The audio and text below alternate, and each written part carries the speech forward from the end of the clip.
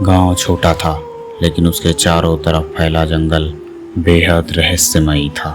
गांव के बुजुर्ग कहते थे कि उस जंगल में एक औरत भटकती है, जिसे लोग चुड़ैल कहते थे। उसके पैरों के निशान उल्टे होते और उसकी हंसी सुनकर इंसान का खून तक जाम हो जाता था। लेकिन अर्नव, गांव का सबसे निडर लड़का, इन बातों को सिर्फ अंधविश्वास मानता था। वो हमेशा सोचता था ये कहानियाँ बस डराने के लिए बनाई गई हैं। एक दिन उसकी ज़िंदगी ऐसे बदलने लगी थी जिसकी कल्पना उसे भी नहीं थी। रात गहरी थी, हवा पेड़ के बीच अजीब आवाज़ कर रही थी। अर्नव जिज्ञासा से जंगल की ओर बढ़ा। अचानक उसकी नज़र एक लड़की पर पड़ी। वो सफ़ेद कपड़े पहने पेड़ के नीचे बैठी रो रही थी। उसके लंबे बाल ज़मीन तक बिखरे थे। उसका चेहरा बेहद खूबसूरत था, लेकिन उसकी आंखों में लाल चमक थी। अर्नव डरते हुए बोला, तुम यहाँ क्या कर रही हो? लड़की ने सिर हिलाया और हल्की मुस्कान दी। मुझे किसी का साथ चाहिए, क्या तुम मेरा साथ दोगे? उसकी आवाज़ इतनी मधुर थी कि अर्नव वहीं रुक गया। धीरे धीरे अर्नव हर रात उससे मिलने लगा। उसने अपना नाम रिया बताया। मैं अकेली हूँ, मुझे सिर्फ किसी का सहारा चाहिए।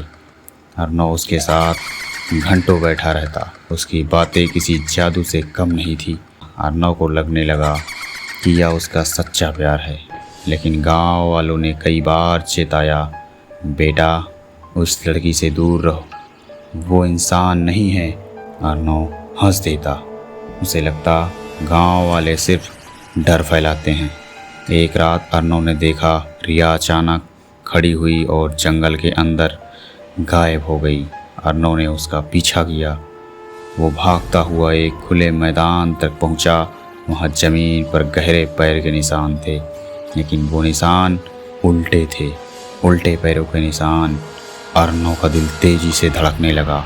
अचानक पीछे से धीमी आवाज़ आई, क्या देख रहे हो?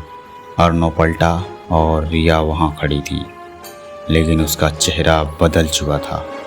उसकी आँख से खून बह रहा था और उसकी मुस्कान बेहद डरावनी थी। रिया बोली, हाँ, मैं इंसान नहीं हूँ, मैं चुड़ैल हूँ। मैंने कई लड़कों को अपना शिकार बनाया और उसकी जान ले ली। अर्नव कांप गया, लेकिन उसने खुद को संभालते हुए कहा, अगर तुम्हें मेरी जान चाहिए तो ले लो, लेकिन मेरा प्यार कभी नहीं बदलेगा। रिया कुछ पल के लिए उसे घूरती रही, फिर उसकी हंसी गूंज उठी। पूरा जंगल कांप गया। रिया ने अर्नव को गले लगाया। जंगल में तूफान उठ गया। पेड़ जोर जोर से हिलने लगे। उसकी चीख आसमान को चीरती रही, लेकिन तभी उसकी आँख से आंसू गिरे। वो आंसू जमीन पर गिरे ही राख में बदल गए। रिया ने कांपती आवाज़ में कहा, किसी ने पहली बार मुझसे सच्चा प्यार किया है। अब मैं मुक्त हो रही हूँ। और देखते ही देखते उसका पूरा शरीर राख बनकर हवा में उड़ गया। अर्नव वहीं बेहोश होकर गिर पड़ा। सुबह गांव वाले जंगल से उठाकर लाए। उसने सबको सच्चाई बताई, लेकिन किसी ने यकीन नहीं किया। लोगों ने कहा वो बस सपना था, लेकिन अर्नव जानता था उसने जो देखा वो हकीकत था।